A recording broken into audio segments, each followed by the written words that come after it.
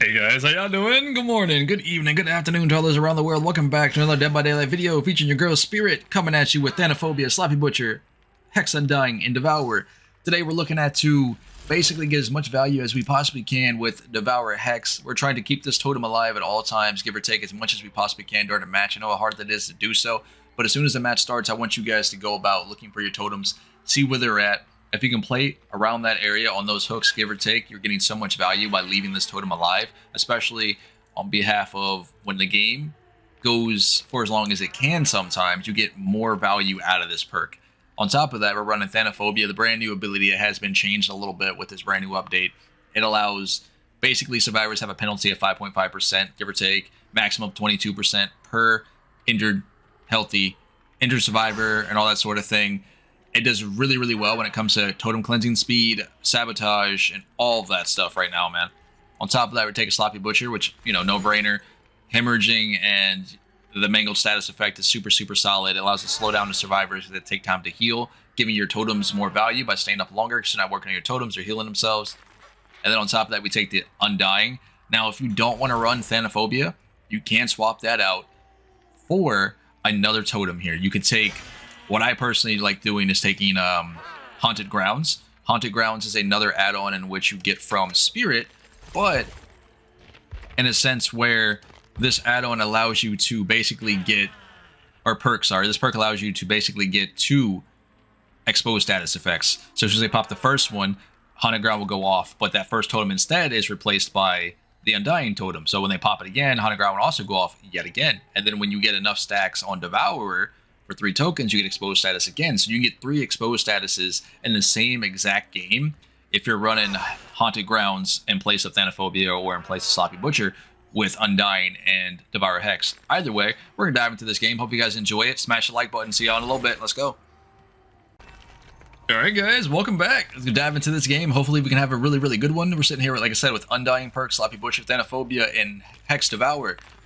When it comes to add-ons, we're running her green katana, which allows you to have activation speed by 25% faster on your power. And then we're taking her yellow add-on, which allows you to have your haunting durations increased by like 20%, which everyone should have access to these 2 add-ons, but nothing too, major or what have you.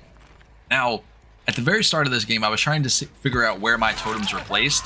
I have one here in Shack and I have one over there next to the cars, which is generally a dead zone if I can get a survivor knocked out. If there's nothing really over there for them to loot, I can just knock them out and let them lay there for a little while.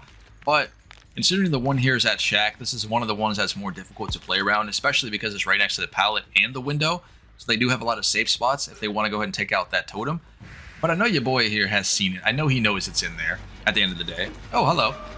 Go and stop you working on from that generator. Oh, and another one. Thank you. Thanks, Steve, for showing me where everyone's at. That's not Steve. Like I told you guys, I'm bad at survivor names. But overall, we're going to get her down here. I'm double back. Yeah, she double back. I just wanted to make sure she didn't come back around and try to work on that gen while I went forward to look for her. Because, sometimes survivors can be a little bit sneaky and that gen was almost done. We don't want that to happen. Well, we should be able to down her right here. He does heal himself up, which is okay. As long as I can get this down. Yeah, we got her here. Cool. Where you going, girly? Get you hooked up right fast? Alright, looks like they got the first gen finished as we get the first hook, which is pretty good. I'm not gonna lie. But for this next move here, we're gonna go straight over to this gen just because they just finished this one. I know they know that hooked her, but at the same time, if it was him, he might have went straight for Shack. You know what I mean? So I have to be mindful of that as well. Let's see, did he come over here? He did. See? We knew he knew the totem was here. So he's the one that finished the gen and went straight for Shack to try to get rid of this totem. We couldn't let that happen, even though we are playing Undying, right? So we do get 2 lives on our totems. I still don't want them to realize that, hey, we have Undying. So I'm going to put a little bit of pressure on this totem here and make him work for it a little bit. Make him risk his neck just a little bit. We have 3 injured here, which is very, very solid. We get to kick this generator and protect this totem. I don't know what she's doing. She does have a map. So this can be very, very bad for me if she goes around and decides to get these totems here. So what I'm going to do is, I'm going to knock her out. I'm going to leave her here. We're going to slug her. Because I don't know if they're on Discord, they're on comms, or what have you. While she's up, like I said, she can just view where these totems are. But considering she's knocked out, she can't do anything. She can't go to them, she can't fix them, or what have you. Girl, what are you doing?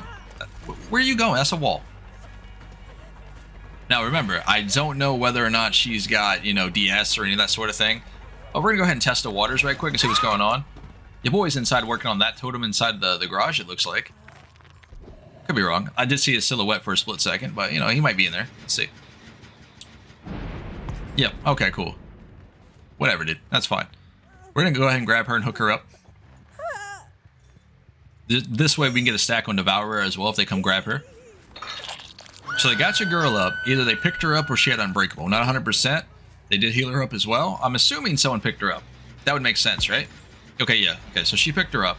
That's fine. There's not really a big reason for me to chase her over here, but at the same time, there's two pallets in which I can get. I can get this one here and the one over there at the wall, which is the possibility she gives me both, which I'm cool with, right? But I don't really need to break them to continue this chase, because she's going to mess up eventually. There she goes.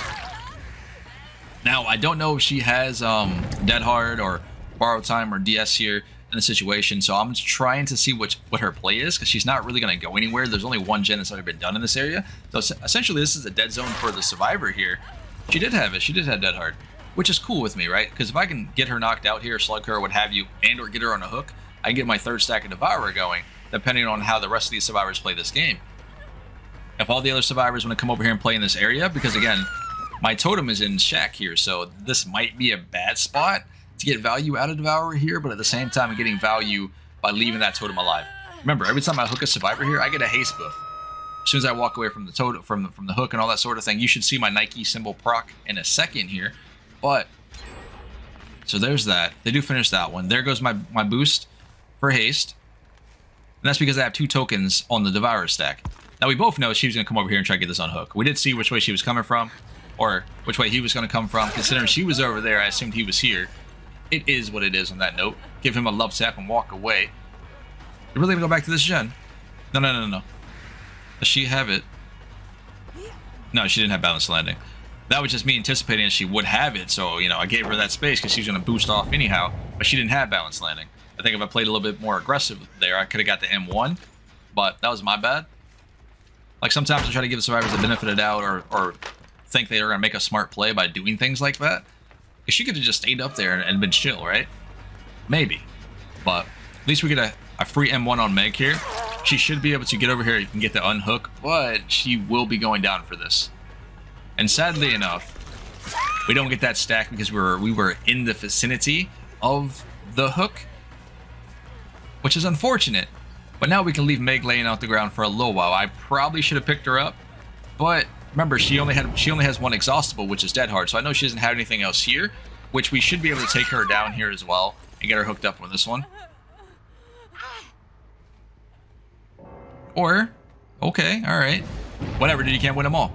It is what it is. They do get my first totem because, like I said, your boy knows it was in there, so he prioritized the totem over picking up the down. I don't know if that was the right play by him because it's a little late. He could have picked her up before I got here. So, I mean, we're going for her here, obviously. What you gonna do, man? Like I said, he probably should have went for her first and then got the totem. That probably been the smart play, but sometimes you never know. No Dead Hard for you. Thank you. But sometimes it is what it is. You're really gonna do this knowing your buddies just got knocked out. Serious. Remember, she had a map, guys, so she could have been over here taking out these totems already. It would have hampered me or dampened me a little bit because I don't get that haste buff. You know what I mean? When I'm trying to go traverse around these hooks after I hook a target. I kind of want to think that's a bad play on her part by not doing any of these totems. But maybe she's just using the map to find the generators. I'm not certain, man. Yes, I'm aware you have a map. No, that's fine. I think if she would have left it, I don't know, it might have been nice. But hey, it is what it is. No. We're gonna pick her up. We're gonna pick her up. Let's get you hooked up. Awesome. But either way, man, hopefully you guys are back, ready to watch some really fun Spirit content. Like I said, I'm going to be out here giving tips and tricks and guides and opinions, all the different type of builds when it comes to Spirit. Just leave your comments, your thoughts, and your opinions down there, and we'll get over it. We'll get into it. Where'd she go, man?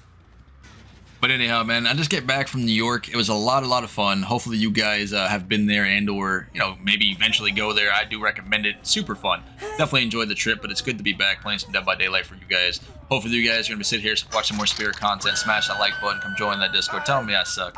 It is what it is. We'll catch you guys in the very next Dead by Daylight episode. Stay safe out there, and I will see you guys later. I'm going to head out.